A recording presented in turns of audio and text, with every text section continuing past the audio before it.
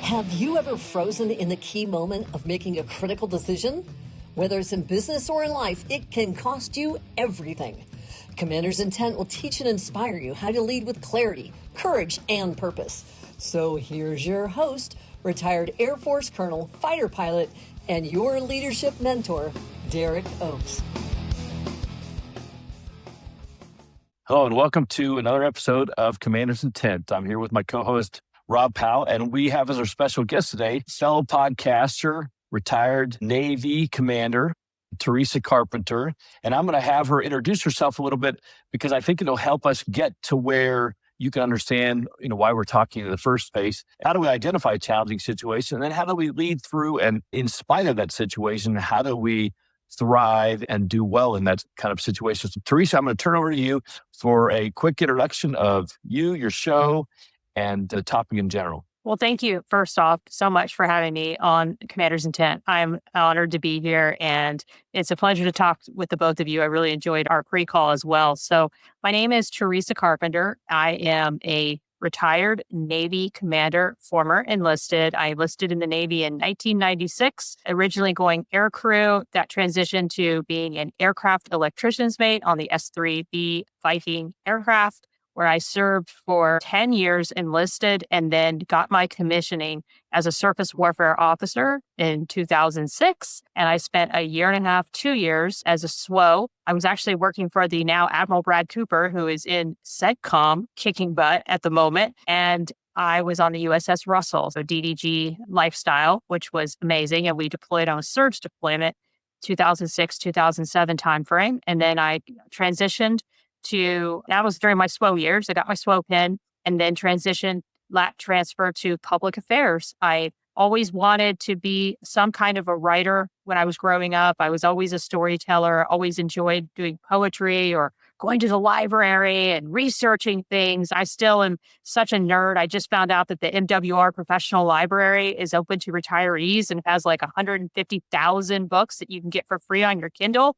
And here I was buying books all this time. So I was very happy to discover that just recently. So now I am retired from the Navy after nearly 30 years and multiple deployments and overseas and working with foreign militaries and NATO. And I run a podcast called Stories of Service, Ordinary People Who Do Extraordinary Work. I have nearly 300 episodes, and I try now to focus on what I call hidden narratives and speaking truth to power and talking about the things that I'm not seeing covered elsewhere, hoping to percolate those issues to a larger audience. Thanks for sharing that. I appreciate it. In the pre-call, like you mentioned, Rob and I talked about how we got to where we are with this podcast. We love solving problems. I think one of the great things about being a military officer is that the situation is never perfect. The environment is never perfect. Your leadership is never perfect. And so you always have to figure out, how do I solve for X despite all of the chatter and the obstacles in the way? And that's not new. That is not unique to the military. That's life. And you see it in politics. You see it if you're running a business, you're going to see it.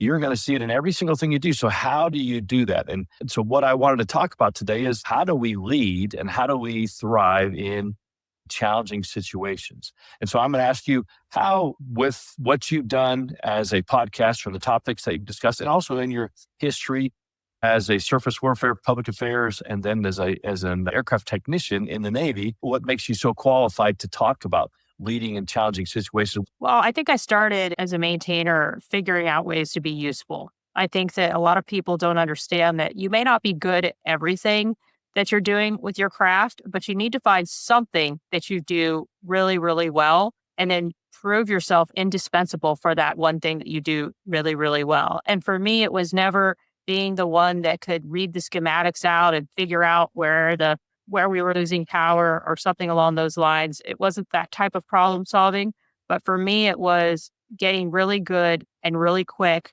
at the things that would turn the aircraft around fast on the flight deck. And so I became very indispensable as a final checker troubleshooter on the carrier. And I was always the one they could count on to know what would go wrong on the fly. And so that became sort of my superpower. I was also engine turn qualified, auxiliary power unit qualified. I got every single qualification which made me very indispensable, especially when we had a tech rec come out who I've now become very good friends with even to this day. And we worked together side by side on some of the hardest discrepancies that none of the maintainers could figure out. And I just became indispensable as his assistant. And so I think that's what my superpower was on the ground level. And then when I became a supervisor, which my first supervisory roles were as an E5, but then of course as a SWO, I ran a division, service warfare officer. And then as a PAO, I also managed teams. And I think that you just always have to find what I call those silver linings. So the military is very dysfunctional. We all know that. And there is a million ways to say what can go wrong and how some problems are just insurmountable. And the leadership does not have the motivation or the incentive to fix the issues. So then you have to look at your whole portfolio of work and say, where can I make an inroad? What is the program? What is the country? Let's say if it's a certain nation that you're working with, what do they want? And if your team can deliver what they want, like for an example, when I was in NATO, Turkey loved publicity and they really, really wanted to bolster their rankings within NATO, which was great. And there were ways that we could capitalize on that as soon as I got into that position. For example, our operations officer for NATO at the time was a 1-star female admiral. And so that was like the first story that I did with that nation. And it really helped to solidify that relationship. And there were constant tensions there between Greece and Turkey. And trying to navigate that was definitely challenging. And I think that you have to just figure out how to figure out what people want and then genuinely try to meet that need. But that's the only way that I've found to be successful in those challenging situations. And then also to know who to have boundaries with and to kind of stay clear of because they're not maybe safe or healthy people to put your trust in. I love that. And as you were talking, I was thinking about the time that I spent both serving with NATO and then growing up as a kid in NATO. My dad was in the Air Force at the time.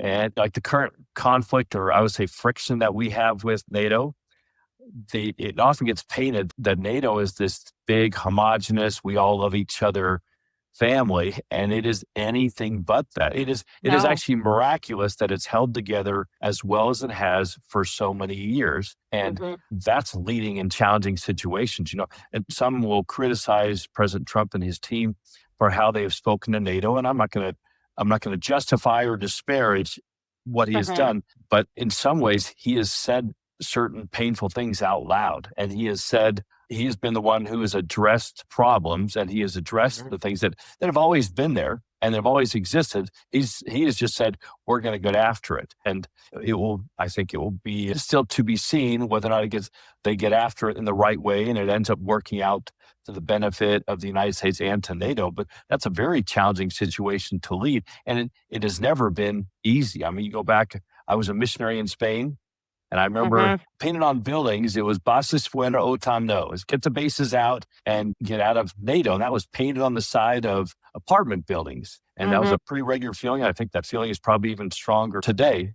And so I think that's very interesting that you were serving in public affairs in NATO at that time and having to manage and kind of step your way through all of that, be the voice of the Navy, in the United States, but also the voice of NATO. It is definitely a challenge, but it's also such an opportunity too. I mean, all the different nations, they have their own idiosyncrasies, ways of working. Sometimes their ways of working don't necessarily jive with someone else's ways of working, but everybody tries their best to make it work. And then when there was something that went down that everybody needed to respond to, I think when I was there that we had the issue with the undersea cable accident, Nordstrom, I think was what it's called.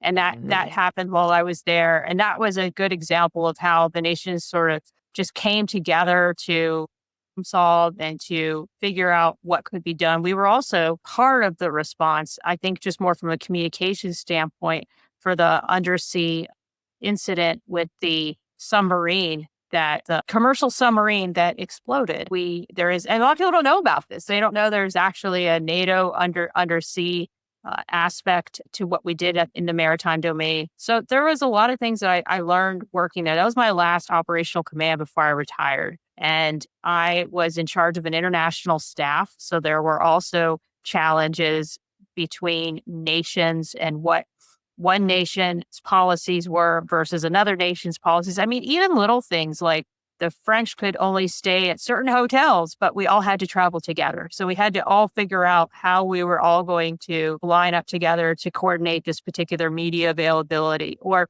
translation issues. I've had journalists from all different European nations, some who spoke good English, some who didn't speak any English. And so it was definitely challenging to navigate those arenas. But I always try my best to see the good in everything and to think in my mind, it's all going to work out. Even if it totally doesn't look like it's going to work out, it's all going to work out. I think you almost have to have that because if you don't have that kind of an attitude, life can get pretty depressing and Yeah. you get pretty frustrated with that. And I see it, you see it in the media, you see it everywhere. People assume the worst of somebody who disagrees with them. People assume the worst Yes. of somebody who, that's probably why the divorce rate is so high. You assume the worst of even your spouse when it's just a problem to be solved. It's something to work through. We want everybody to agree with us and to want to do things exactly the way we want to do things. Never mind that maybe we're wrong. And as a result, we end up with conflict that doesn't need to be there. It doesn't mean the challenge isn't going to be there. The challenge is always going to be there.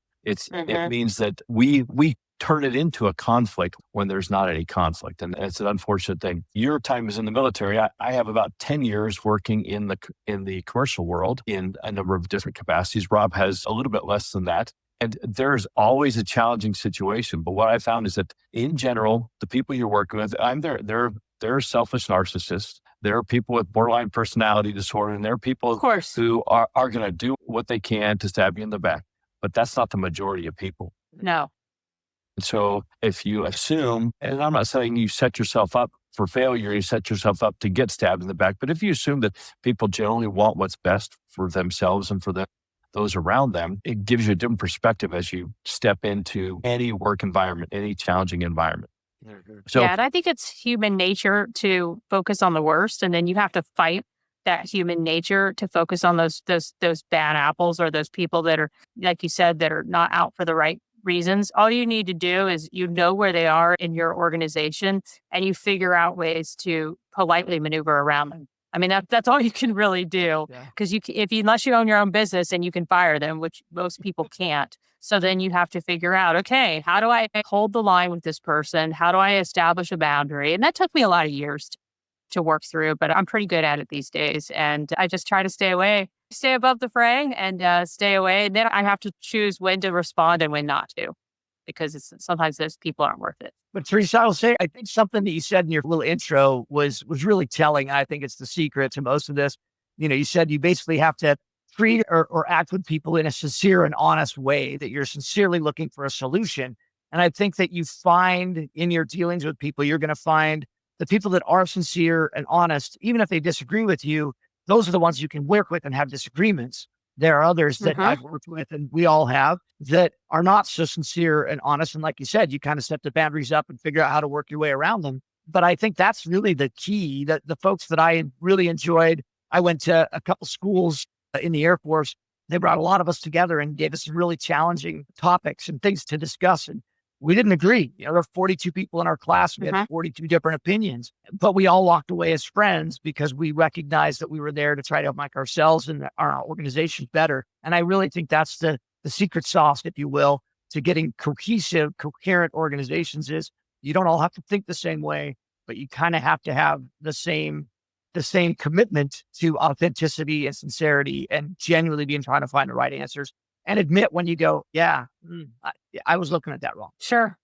I mean, I've certainly made a ton of mistakes in my career, and I've been pretty forthright and honest about them, and I'm willing to talk about them. And I really do welcome disagreement, because people who are disagreeing, but doing so from a place of authenticity and a place of just genuine curiosity, those people make us better. And those people challenge our thinking. Even in the political realm, I've gone from probably aligning more for a left of center, then I was a little right of center. Now I'm back to just trying to be as apolitical as possible, because I realize that it doesn't matter. Like, it doesn't matter what side of the aisle you're on. There's people who are nefarious on either side. And sometimes it's just best to stay away from all of it and to insulate yourself from it and to try your best to just tackle things issue by issue. I find that to be the best approach instead of aligning yourself with a particular side. So that's been a journey for me and an evolution in my understanding of how the world works. You said so many things there that I wanted to touch on. I'll see if I can remember them all. The first one you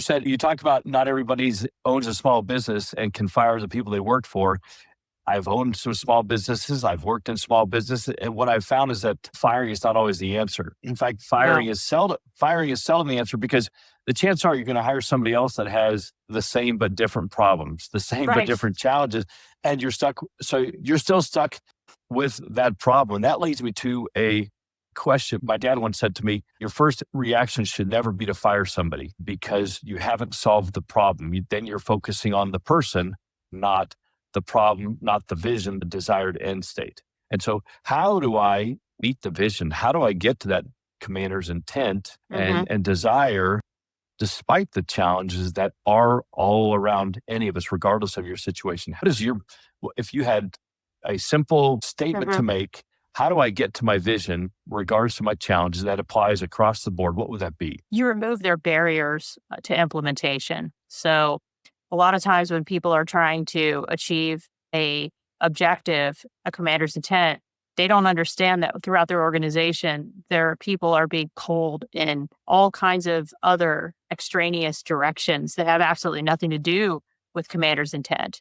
And so a lot of your time as a leader, I think, is spent deconflicting what the actual direction and the priorities for that particular team ought to be. Because when you have members of your team that are constantly being pulled into special committees or organizations or going all over the organization and doing other things that are not commander's intent, it's your job as the leader to align that vision to what those priorities are for your boss, and then also to translate them into the why. How is this going to make our organization more lethal? How is this going to make our organization run better? Do we really need this particular capability? One example comes to mind, and I found out later that the guy that relieved me actually got rid of the position, which I'm so happy he did. I'm regretting that I wasn't able to do this, but we had an in-house graphic designer. The base had graphic design services, and this in-house graphic designer just got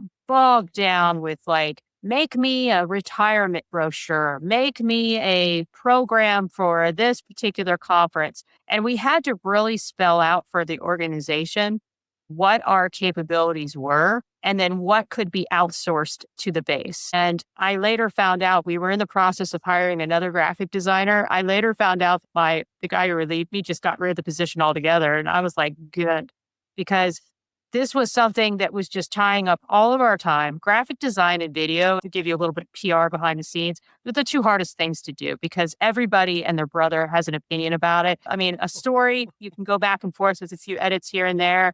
A picture, it is what it is. You got the picture. But graphic design and video editing, everybody thinks that they've got an opinion on those two things.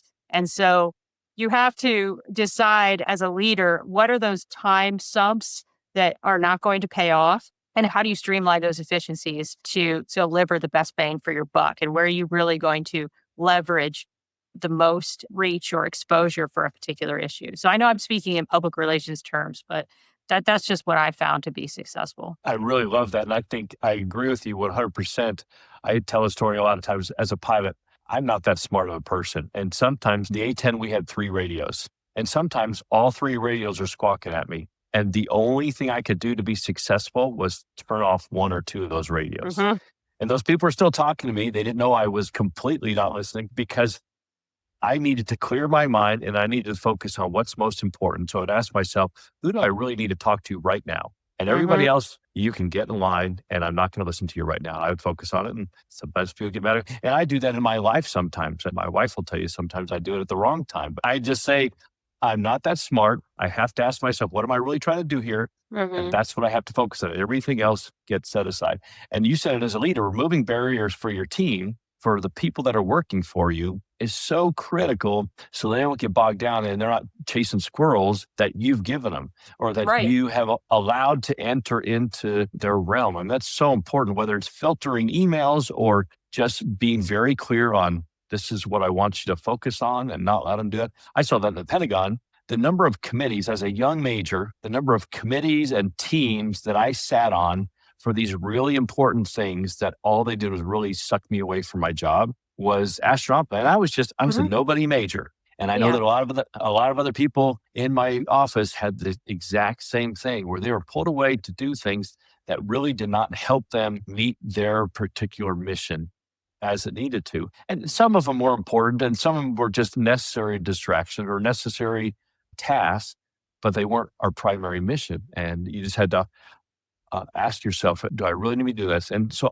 as a person, I would say if my boss isn't going to filter and shield me from it, I would just decide how many brain bites I'm going to apply to it. How much of a good, honest effort am I going to put towards this? And that's not really the best way to do it because then you're just pencil whipping something. You're saying, yeah, it's important. I'm going to get this done, but you're really not getting it done to the level that somebody thinks it should be done. You're just kind of paying it lip service so that you can move on and go to your next meeting. Well, I think that that's one of the biggest problems in upper management in the white collar world is the fact that there are not standards applied towards meetings and how meetings are run. Is the time limit of that meeting? No one's had training in that stuff. Nobody seems to know how to properly lead a meeting. I do not think that a commander looking at 50 slides and asking a zillion back and forth questions about 50 slides that really only apply to the person that they're asking that question for and taking up everyone's time with that particular PowerPoint briefing is an effective use of our time. But the military has perfected that approach. You're right. So I don't really miss that in retirement. I miss sitting in endless meetings all day and really having my team have to do all the work because we are just bogged down in meeting after meeting after meeting after meeting. And again, PowerPoint after PowerPoint after PowerPoint after PowerPoint. And unfortunately, until business practices advance beyond that point, I think we'll still be doing that as our ways of working. And I think that's just sometimes relevance. Everybody wants to have a justification and a reason to exist. So we do a meeting, but I try to keep my meetings very short and to the point because I think that people want to just do the work and not be bogged down sitting in endless meetings. And so I just kind of look at it like the people that would run those meetings in that way and would waste everyone's time in that fashion, I don't see them as being very strong leaders. And so I think that was also what drove me to retire is that I started to see that there just was a lack of leadership within the military at the highest levels. I didn't respect the flag officers the way I respected Admiral Brad Cooper or Admiral Joe Cahill or some of these early surface warfare officer leaders that I had. I wasn't seeing anymore. And so when I saw that there wasn't someone that I was aspiring to be like, that was really eye-opening for me when I didn't respect the people I was working for anymore. And so that was sort of led to my decision to back away or to, I guess, quote unquote, not play the game. And it was sort of a mutual decision. I stopped playing the game and they knew I wasn't playing the game anymore. So I didn't get the opportunities or the duty assignments that I would have gotten had I played the game better. But I didn't want to play this game anymore because it was conflicting with my own value system and what I stood for. And that's when you knew, like, you just know, like, okay, it's time to walk away because I'm not aligned with the quote unquote party line of where they want my career to go. And so that was the decision that was made. But I think it was on good terms and it was mutually beneficial for both sides. No, I was going to say, it's funny, Theresa, because I found myself in that same, but you talk about no leadership in the military. My last two assignments at the White House and the Pentagon on the Joint Staff, I saw some leadership on the Joint Staff. I saw zero when I was at the White House. And it was one of those deals where you talk about the meetings. That was my entire job, was planning meetings, having meetings, and writing up the after action of the meetings. That was my entire job. I didn't do anything but do meetings. And my same thing when I got to the Pentagon, there were things I could do there. We got some things accomplished, but I found myself on almost a weekly basis going to the same meetings, meeting with the same people, having the same conversations. And because I was not at a decision maker level in the Pentagon, those conversations generally went something like, hey, here's our position. Yep, here's our position. We don't agree. Well, let's take it to our principals and get it figured out. No, we're not ready to take it to the principals yet. And we did that for over a year, having those same conversations. And I just found, like to your point, I found myself saying, I can't do this anymore. It's the reason when I left the military, I got as far away from the military as I could and just went and flew airplanes because I was sick and tired of having those conversations. And I think it did personify this idea that we didn't have leaders that were willing to go do things. And I don't think it's always the fault of the top level leaders, because I will say the bosses that I worked for, generally speaking, in all these situations, were pretty decent. I think a lot of times we or those bosses maybe didn't empower their people enough to be able to help kick those decisions up the level when they needed to be there. They were afraid to bring them because they'd gotten negative feedback from that boss or other bosses before. So I think I'll flash back to what you said earlier, how a leader and a boss is supposed to be able to clear the deadwood and help your people be able to do what they want, clear those barriers. I don't think every leader understands that and is able to communicate that well to their. Well, and I think that saying no takes courage. I think that when you tell your higher ups that your people are oversaturated and will not do a particular thing, or when you go into another directorate, let's say the N3 or 4 shop or one of these other J codes, and you're like, no, I'm sorry. My people are tied up doing the commanders conference and they don't have time to do your passion project over here.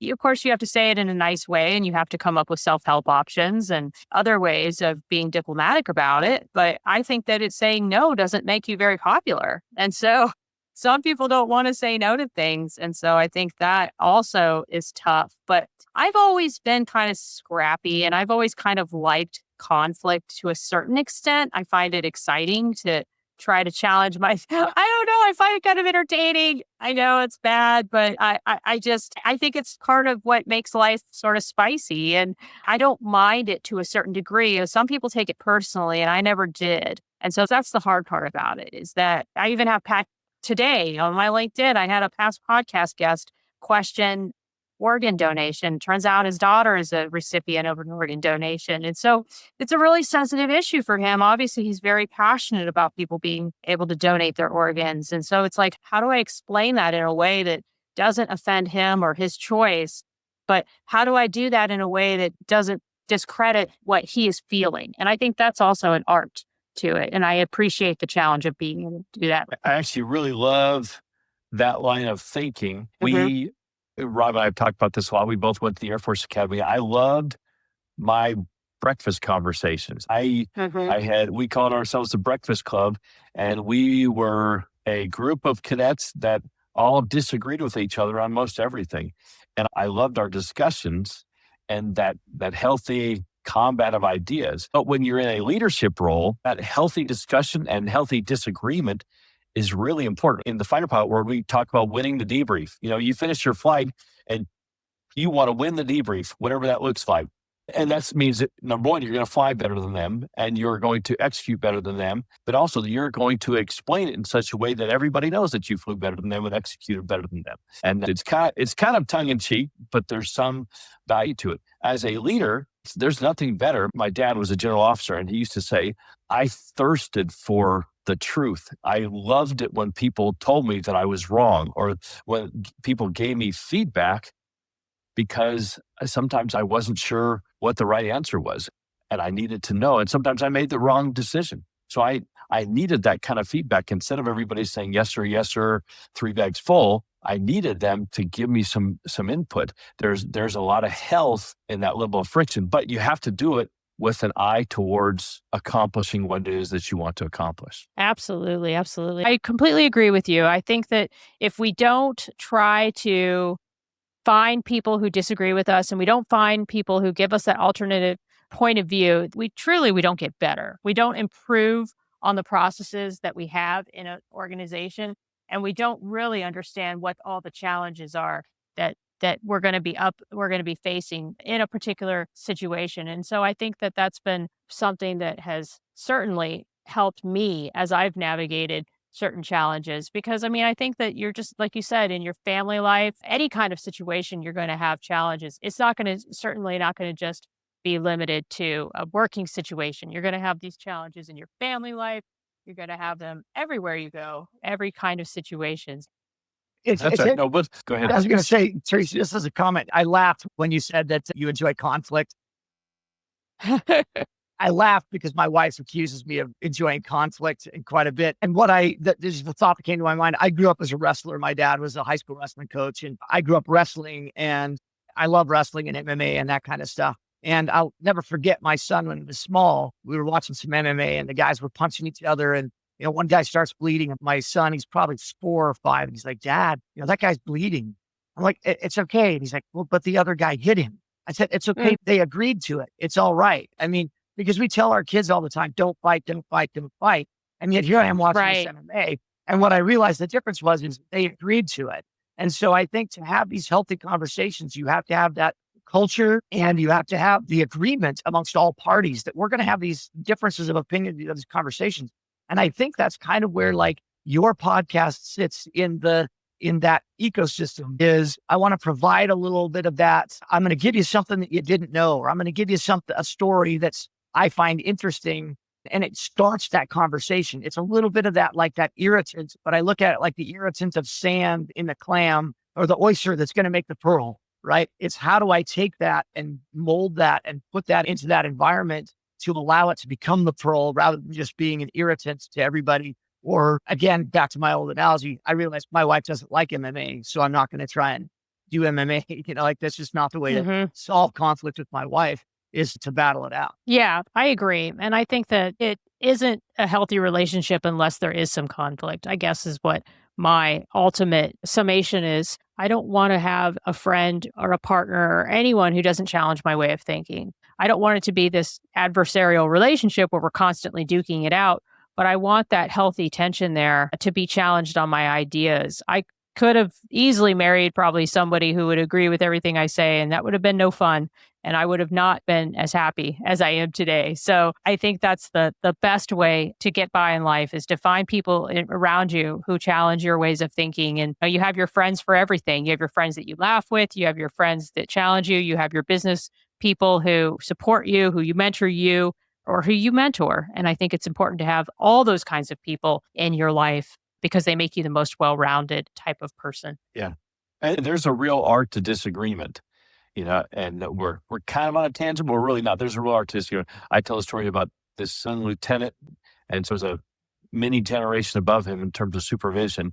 And he had an idea, and I said, that's a stupid idea. And I remember thinking afterwards, I should have never said that. And I remember feeling bad about having said that. I ended up going to another assignment shortly thereafter, and I ran into him almost 15 years later, and I apologized to him. I said, hey, I shut you down once, and that's not the way you want to disagree with somebody. You want to disagree with them where there is an opportunity for debate, an opportunity for discussion. That's a stupid idea, because if you shut somebody down, there's no conflict. You've actually just removed the conflict. You've removed the chance for that comment of ideas. Absolutely. You certainly have. And you're not going to get the best ideas out there. You're not going to know if there was a better way of doing something. There's so many options that are not available to you when you don't invite conflict and you don't invite healthy disagreement. And I mean, I've lost friends because of my show, or they were maybe not friends to begin with. I have definitely paid somewhat of a price for having the kinds of shows that I do, but I wouldn't have it any other way. I think that I was made this way. And all I can do is continue to operate in the space that I've been given by God and by virtue of who I am. So that's how I conduct my life. And so far, it has worked out pretty well. This is kind of an anecdote to that. I've seen on LinkedIn, you have X number of followers or any other medium that you use, social media. And I know that I may have said something correctly when my followers dips. When the number of followers dips down, I'm like, I think I said something I needed to say. I said something, because when people are living in an echo chamber, they're like, yeah. That's actually not what you want. I mean, no, there's nothing wrong with cheering and being excited about hearing ideas that you agree with and kind of affirmation that you're thinking the wrong way. But every once in a while, you need somebody to say something that jolts you and makes you say, that's not the way I looked at it. And if you immediately call them stupid and immediately walk away from those ideas, then you're putting yourself at risk of being perpetually wrong. You're putting yourself at risk of actually learning the wrong lessons from it and shying away from those challenging conversations that need to happen on a regular basis. Absolutely. It's been so enjoyable talking to the both of you. So, I had a question, and this little discussion here, I think is a good lead into it. And that is, what do you do when you realize that you are the problem? You're the one causing that challenging situation. How is the best way to handle that as a leader? Or when you're not the leader, how do you shift gears and go, I'm the problem. I need to get rid of that problem, or I need to change being the problem. You have to own it. I think that's some of the problem that we're seeing, especially in the political realm, is that there's no sense of accountability or ownership. And I believe part of that is because we're in such a litigious society that if someone does own something, then the next thing they know, they're facing maybe a civil lawsuit or something like that. So there's too much of a threat to their livelihood or their reputation to own something. I have found when I owned my mistakes, everybody could move on. And that was really instrumental. I made a lot of mistakes as a carrier public affairs officer. I raised my voice too much. I allowed myself to get too frustrated. My tone wasn't always as even as it could have been. And I learned a lot from that experience that I couldn't take my frustrations in public. If I was frustrated about something, I had to go and be frustrated alone or with a trusted mentor or something along those lines. Because unfortunately, that can be weaponized and that can be used against you. And so I had to really learn not to let those frustrations boil over into something that was visible to my team, but instead to resolve the issue by talking to a trusted mentor and by figuring out a way to solve the problem away from the team and then come back to the team when I was in a better spot. So I think that's probably the best way. And I was very transparent about that even during the period that situation erupted to own what had happened and to just be better from that point forward. And so I think that is the key as a leader is that you have to own your mistakes. And when you own your mistakes, people and you're sincere about it, not just I'm pretending to apologize because that's the thing I have to do.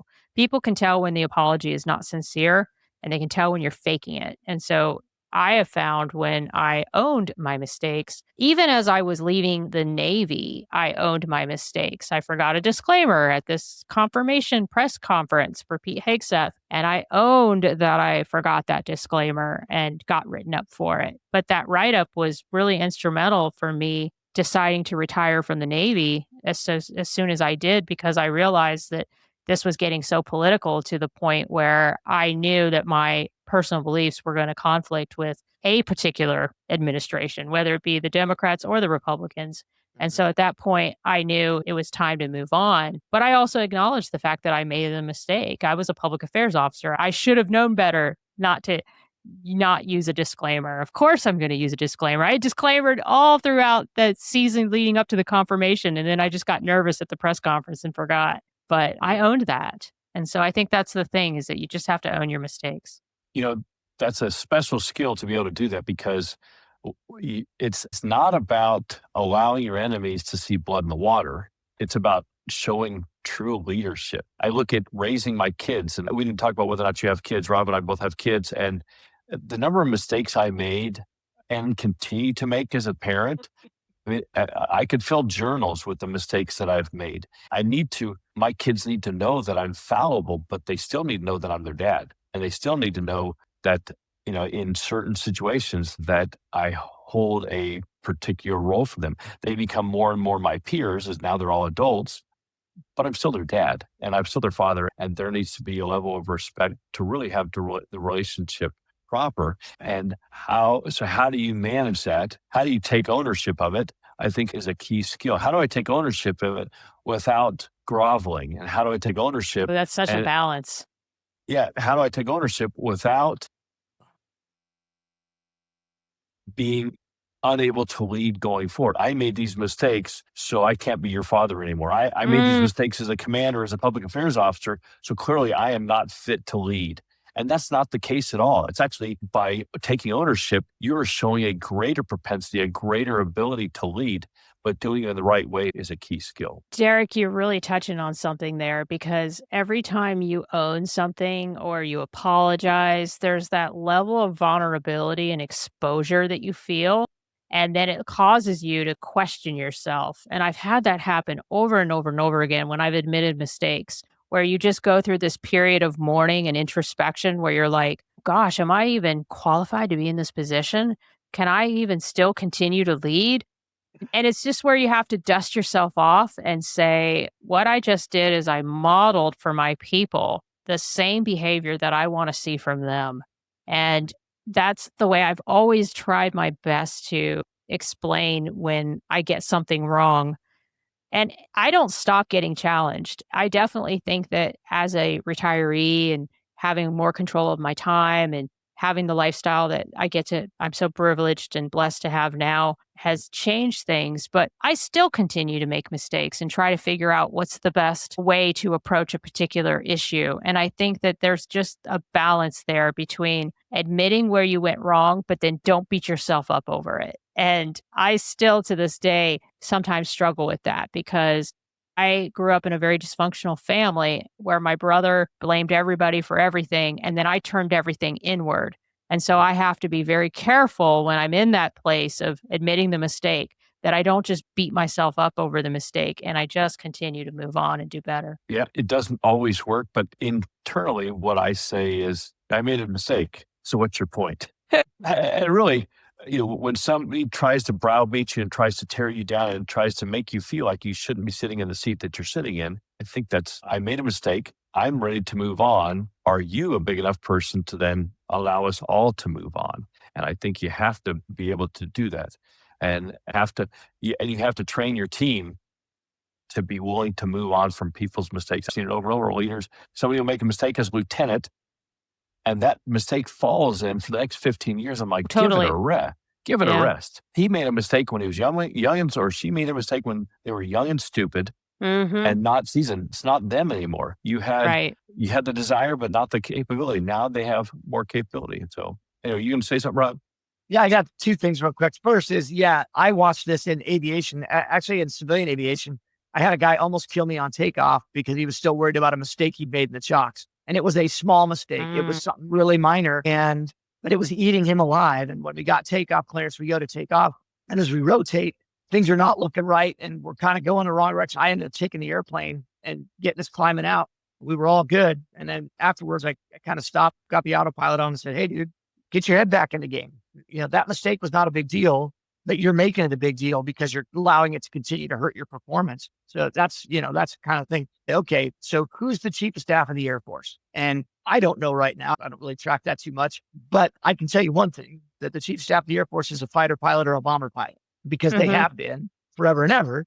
And it's not because it's a bomber or fighter pilot mafia. It's because the business of the Air Force is breaking things and killing stuff in wartime. And whether we like to say it that way or not, it is. That's what their business is.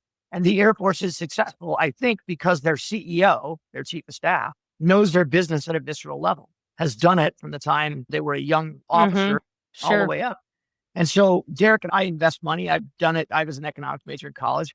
And so one of the things I look for is if a business gets a new CEO and the CEO is a finance officer or something that is not in the core business of their business, Disney takes a CFO and makes them their CEO. Yeah, that's a great point. I immediately start shorting the stock because they're going to fail because they're focused on the wrong things. They're not focused on the core business. And I think that's one of the strengths that the military has in that everyone, when they move their way up, we may not like the politics. I didn't like the politics when I got up to the 05 either, but there is a vetting process that every one of those officers goes through as they work their way up. The same goes for the senior enlisted. And I think that there's an important lesson to be learned that if you want a successful company, you probably need to have somebody who knows the business from the top to the bottom running it, not somebody who comes from the outside as a hired guy. Yeah, that's a great point. It doesn't stray from what that company stands for and the things that they stand on. And I think it's really important in all aspects to look at that. Like I constantly go through my old podcast, and I just did it yesterday, and I look and see what are the least popular shows. And then with the least popular shows, what is the unifying or what are some of the trends in those least popular shows? And then I say to myself, okay, am I serving what my audience wants? And it's a balance between what I think I would like to push and what I think are things that need to be discussed. But I also am very mindful of the things that don't land and don't do well in a particular medium. So I think you're absolutely correct. You have to be aware of both of those things. I want to ask you, kind of as a parting shot, You've already given us a lot of good advice, a lot of good things to think about here. Yeah, it's great. What is your advice for a leader, meaning a leader who finds himself or herself in that challenging situation? Because every single leader is going to, I don't care what you do, how big your organization is, you're going to find yourself in that challenging situation. So what would be, if you could have one statement that you would make, what would it be? I would say don't stop looking for options to fix it. So if one way doesn't fix it, find another way. If removing the barriers doesn't fix it, then see if there are interpersonal challenges within the team that's causing the friction or the mission to not be met. Is it because the commander's intent wasn't crystal clear? There can be 12 reasons why a particular problem is occurring within your organization. And I think it's on you to problem solve until you figure out what works. I mean, just recently, even with my show, I realized that I was getting really bogged down with online disagreements about issues and arguing with people in the comments. And a part of this was because I was becoming very partisan. And I realized that I wasn't seeing the big picture of how the world works. And it took a book that I just read recently called We Are the Bad Guys and my grad school program, which teaches about campaigns and politics, for me to understand that I was perpetuating some of this unnecessary time sump. And it was taking me away from doing other things that I think were probably a better use of my time and more productive. So I think that you just always have to be open to the fact that you never, ever know all the answers. You are never going to be always right on everything. And you must always keep an open mind that you're open to growth, innovation, and a different way of thinking. I think that's great advice. I don't care what your opinion is. I don't care what realm you work in. I think that's great advice. And it goes back to what we talked about earlier. We're too quick to pick sides or to select a side and argue from that side. And in doing so, we shut out good ideas and we limit our ability to really digest and go through good ideas. To me, it's always start with the end in mind. Then that commander's intent. What is that desired end state? And am I getting to that desired end state? And instead of focusing on what somebody else's how looks like, focusing on what it is we're trying to do in the end. And there's still going to be disagreements. You still may come to the same exact conclusions, but your ability to understand other people's conclusions and other people's ideas are not going to be nearly as successful if you are always picking a side and shutting out that other side, shutting out the opposing team, if you will. Absolutely. Absolutely. So stay open. But if you're a Redskin fan, you're still going to hate the Cowboys. Yes. Well, that goes without If you're saying. a Cowboy fan, I guess it's the Commanders now, but there'll always be the Redskins to me. That's what I grew up with. That's okay. That's okay. Hey, Theresa, I've loved this conversation, and I look forward to doing it again at some point. I think there are plenty of topics. I think we've kind of scratched the surface on things that we can talk about, but I love your insight. I think you have a very unique opinion as a public affairs officer where you were always worried about the perception of the argument, perception of the decisions, and you're worried about the actual making the right decision. I think that's a very unique perspective that very few people have. Everybody gets into their own little corner and they're making the right decision.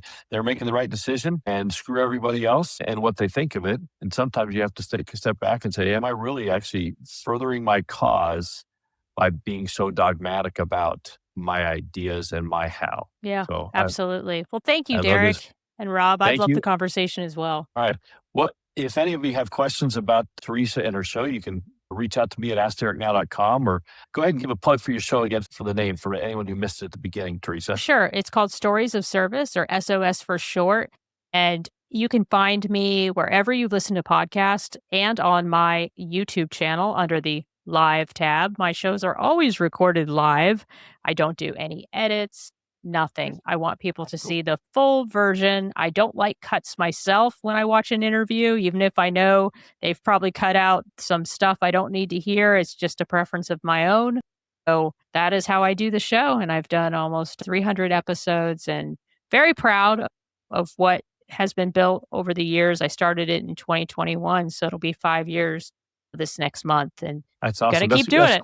That's quite a run, and I look forward to listening to more of your shows. And again, if you have any questions, reach out at AskDerekNow.com about this show or any other shows. If you have any suggestions for future shows, future guests, I'd love to hear them. And I encourage you to follow, subscribe, and together we'll become better decision makers for better results. Thanks.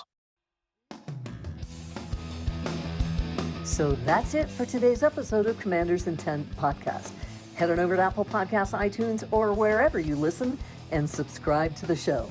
One lucky listener every single week that posts a review on Apple Podcasts or iTunes will be entered in a grand prize drawing to win a $25,000 private exclusive leadership coaching package with Derek Oaks himself. So head on over to commandersintentpodcast.com and pick up a free copy of Derek's leadership guide and join us on the next episode.